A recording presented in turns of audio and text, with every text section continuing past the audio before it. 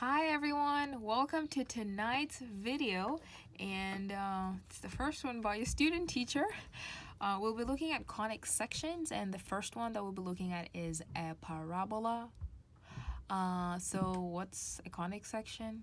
Okay, so for Greeks, they basically took a cone, like if you play soccer or football as it's known in other parts of the world, the orange cones, and took a plane and basically bisected the cone, and that with that plane, the different shapes or formed is what they referred to as conics. But in this class, we shall actually be using a different definition, which uses something called a locus, which is like a collection of points. And let me just give you that definition real quick. Oh, and by the way, the goals for this video are that we're able to graph and write an equation of a parabola, and then we'll be able to use those skills to solve problems, real-life problems or other problems involving parabolas. Okay, so what's that definition I was talking about? Well, the collection of points, remember the locus? So I would definitely jot this down, the definition of a parabola. So a parabola is defined as a set of points in a plane that are equidistant from a fixed point, that's called F, that's the focus, and a fixed line, which is called a directrix. Okay, lots of new terms. It's okay. We're going to use pictures. Pictures will be our best friends in this section. And I drew us a picture. Think of okay, when I heard parabolas, honestly, I thought back to quadratics, and I just remember like this picture from quadratics, which is the most basic function I could think of, y equals x squared. And when I graphed it, and I incorporated the terms that we saw in the definition, but we're gonna put those into context. So there were 4 terms, and do you guys remember what they were? The focus, the directrix. Okay, let's put those in context. We don't want to just throw them out there like that. Okay, so what's the vertex? So the vertex in this case would lay right here. So it's this point halfway between the directrix and the inside point, which is called a focus. So the vertex is, notice that it's on the parabola. It's part of the parabola, okay? And then the next one is so that's the vertex. We're going to look at the axis of the parabola, basically the line of symmetry. In this case, it's that line right there. And since this is my y-axis and x-axis, this will be called what? Yep, x equals 0. That right there. And then the next term, I told you there were 4, is the directrix, which was a term that we saw in the definition. In this case, the directrix will be right here. So this line, from the definition, we were told that given any point on the parabola, the distance from that point to the focus compared to the distance from the same point to the directrix ought to be equidistant, which means it's got to be the same. Okay. All right, and the focus, I've already mentioned it a little, and I just want you guys to note the position of the focus. Focus is always inside, like soup in a bowl. So whatever orientation we use, the focus is always inside. Okay, so that's kind of useful because we'll be using it as we develop our knowledge about the equation of a parabola. Okay. And just distance-wise, let me mention that given the basic parabola here, this is my directrix. So the distance between the vertex and the focus, called P, is going to be the same from that vertex to the directrix. So if I call that P, I'm just going to call that P as well, okay? And so the vertex is the, midpoint. All right, so let's get right into it. Let's develop this equation for a parabola. So the equation for a parabola is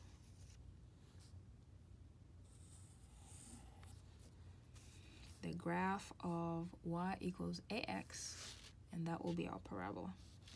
So notice that for that graph, the vertex will be at 0, 0, and the axis of the parabola, as mentioned in the picture, would be at x equals 0.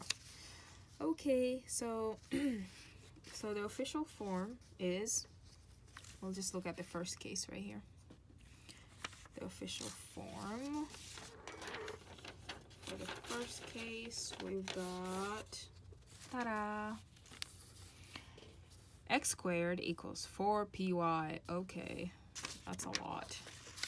But hey, that looks super duper similar to what we had here. I see an x squared, I see an x squared, and basically we just rearrange it a bit so the x squared term comes first. And this 4py, you know, I see a y and I see a y here, but let's keep to that. And I've already noted that for this first example, the vertex is at 0, 0, and then the axis at x equals 0. So notice that if we change the vertex to be away from 0, 0, if we choose at some other point, not right here, like if we choose the vertex to be right here, it's not at 0, 0 anymore. It's at some point called HK, also referred to as the center. Okay? So if that's the case, our graph changes a little bit. Our equation, but not that much. Really, the only change we experience is that we have, so if it changes, that it's not, the vertex is no longer 0, 0, the h and the k are introduced here, and just note that they introduce negatives, basically. Okay? And those are the transformations. And now our new vertex will be at HK, and then the axis of symmetry will be at what point? If you're confused about the axis of symmetry, it's normally together with whatever is squared. So in this case, the x is squared. Like, look at that. The x is squared in this case. So that means our axis of symmetry will be an x equals something. And in this case is the HK is, you know, the new center, then the vertex will be at just that h. Okay, so that is the case if p is positive. But what if p is y? That will change this whole right side. So how will it change things around?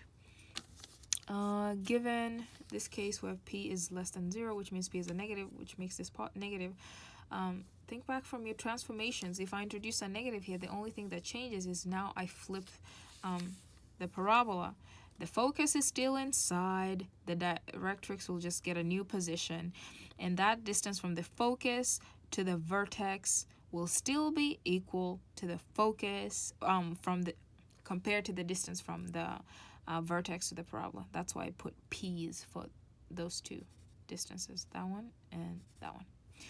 Okay, now again note that that is the form of the equation only if the vertex is at 0, 0. If the vertex is at HK at some point, we just decide to choose some point, then the equation will change. But how will it change? We don't change anything up here. We just introduce the HK by basically negating the changes inside or next to the x and next to the y, and that will look like this. So whereas up here we have x squared, now if we have an HK, we'll have an x minus h and then squared. For py, y will not be by itself. We need to bring that k, so y minus k, okay? And notice that the h always goes with the x, and the k always goes with the y, okay? So those are those two. And then some other fun ones are, for the parabolas, they can face anywhere they want. So these two, notice that they were with x squared, and the orientation was either facing up or facing down. We can also have them facing left or right. So basically by changing, we no longer have x squared, we now have y squared equals 4px. The same rules apply.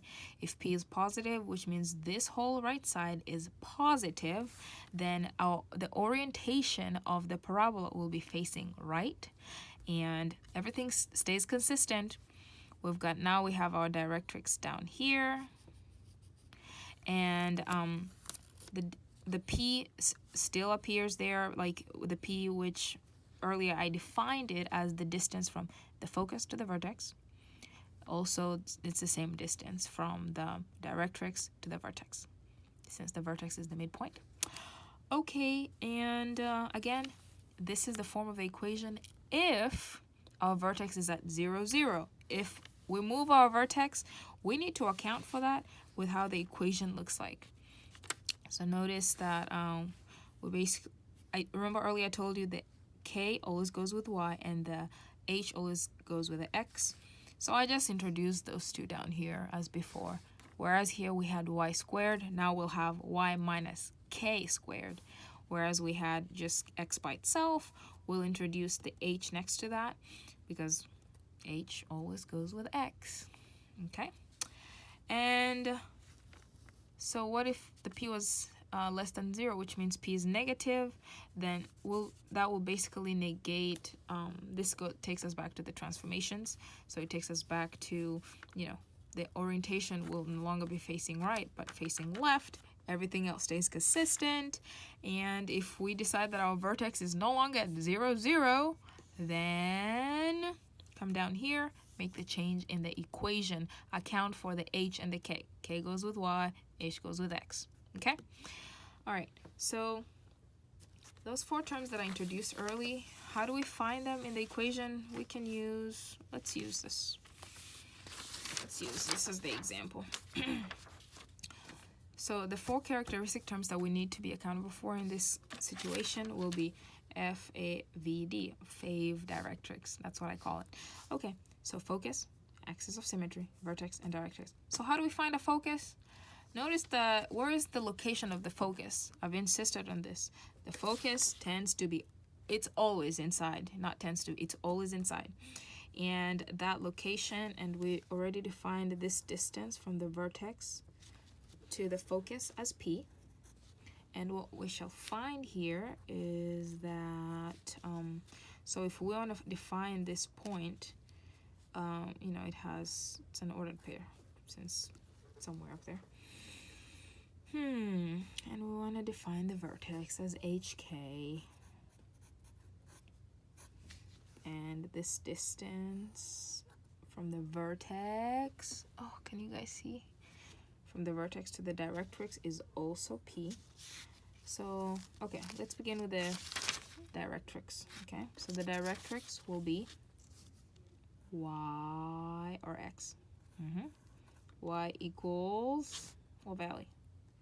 So if that distance is P and it's down here and the negative, since this is x-axis, yeah, that will be negative P. Okay? Pause the video and let's make sure we all make sense of that. And then for the vertex, we'll normally refer to that as HK, or sometimes it's 0, 0, but it's still HK for the variables there. And then for the axis of symmetry, I want you guys to note something. When we have a parabola with an x squared term, then the axis of symmetry is always like in this case it will be x equals 0. If we had a parabola with y squared, like one of these examples that we looked at right here, y squared equals 4px, then the axis of symmetry in this case will be a y equals. So like whatever term that's squared, the axis of symmetry takes that term. So in this case, it will be like y equals 0. Okay, and then the last thing there was the focus. So how do we find those 2 points? So the 2 points for that for this focus will be, anyone give me a guess? Okay, yeah, it's the same x term, so h. How about the y term? So y value right here is a k, but if we move up a couple points, p points, now it's at comma. We're no longer at k, we're up here at p now. We'll move from k plus p. Good job.